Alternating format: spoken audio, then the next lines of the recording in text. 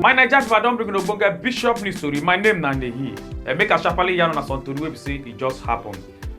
After when the young billionaire will be BLord come the abuse very dark man saying a lie in the lie saying NGO 180 million naira money they lost, but later in don't come out to come talk saying a true VDM they talk about the 180 million naira where they hack thief from inside the NGO money. Come they talk say in pray make very dark man making recover all the money then where we say they thief lies. Very dark man don't come out to come yarn. He say in don't recover 78 million naira out of the 180 million naira where they hack thief from inside the NGO money will be 200 million naira. As in come they talk. Say like this now say they don't trace another person.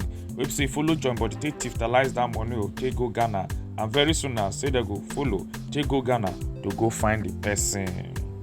First of all, I really want to say thank you to all the people that have called to reach out to me since this thing happened. Even some people that I did not think would call to check up, they've called to check up. So I really want to say thank you. And also I want to thank God for the progress so far. We have been able to recover 78 million, even though the suspect pointed that the person that I did it with has run to Ghana. So hopefully we'll be going to Ghana very soon. The Delta State talk person the fake all about police will be SP Bright Edafe. Doc on the talk say this 32 years old man go for snack because of 13 years old small girl will be disabled also for inside Delta State. I think on the talk so after we saying deceive the girl they enter inside the house. I think come first knock the girl because. Edafe Bright, this is Delta State Police Command. I've come again with another wonderful suspect who defiled a 13-year-old child. Not only that he defied a 13-year-old child, this child is, I can say, a bit disabled because he's a child that is impaired, physically challenged. He deceived this girl, took her into his house, locked her inside, and sexually molested her. NNPC don't come here and say the Warri refinery don't come the work and they produce 125,000 barrels per day for inside Delta State. And at the NNPC Group Chief Executive Officer will be Mele Kiari. Now come out to come here this talk on Monday, December 30th, 2024.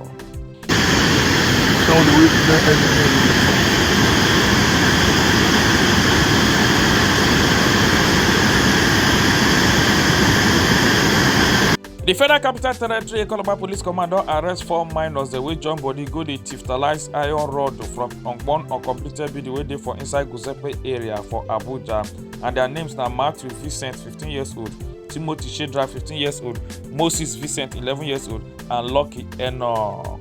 The operative of National Drug Law Enforcement Agency wey be NDLA don arrest 48 years old man wey name be Orizu Ifeanyi Otto.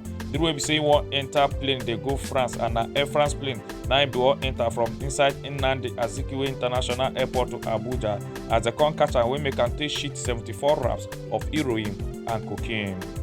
My name is Orizu Ifeanyi Otto. What do you do for a living? I'm a businessman. Where were you traveling to? Paris. Can you tell us what happened at the airport when you arrived? NDLA catch me for airport. 1, 2. 1, 2, 3, 4. This young woman wey her name be Aiwa Aruna don come by just after one day wey she finish her wedding. Aiwa wey be say she come from Bekeko community inside Kacha local government area of Niger State, and she marry on Friday, December 27, 2024, come by on December 28, 2024. 42 years old man wey come from Lusaka don come fight divorce for im wife after we say im wife would take picture with the American singer wey be Chris Brown, as Chris Brown come hold im wife tight come dey peck im wife, and na during the December concert wey Chris Brown go do for inside South Africa na im dis gbege take happen. The federal government of Nigeria on Sunday don come show pity message as dem come send the message to the government and the family or the people that wey be say dem kpai for on top the South Korea plane wey be say 4 crash, and na 179 people that wey dey inside the plane na all of them take hospitalize. One Indian man don come burn im wife fire say because the wife born 3 girls, and this gbege happen for inside Pabhani district for India on Thursday, December 26, 2024. and na one CCTV camera na im capture the way we say the matter take happen.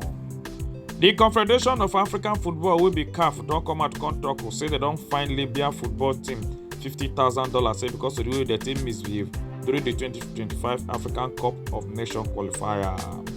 Family and friends of this girl don come dey thank God after wey she go drink it, come faint as they come rush her take go hospital, and na for hospital they take treat her wey make her take come back alive as she come dey dance for inside hospital.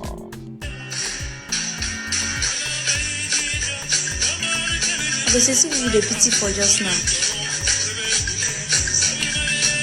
After wey this young man come post this video, they talk say not allow Christmas to pressure you, say because he not get power or strength to beat any thief. But later na so they can't go catch him when we say in go thief as they can't give him better beating when he face can't add weight.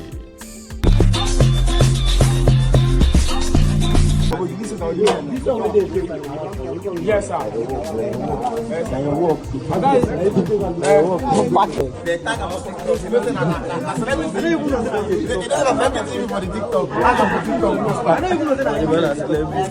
Yes, Bishop Music Club. My name is Nahi. They could not enjoy your night.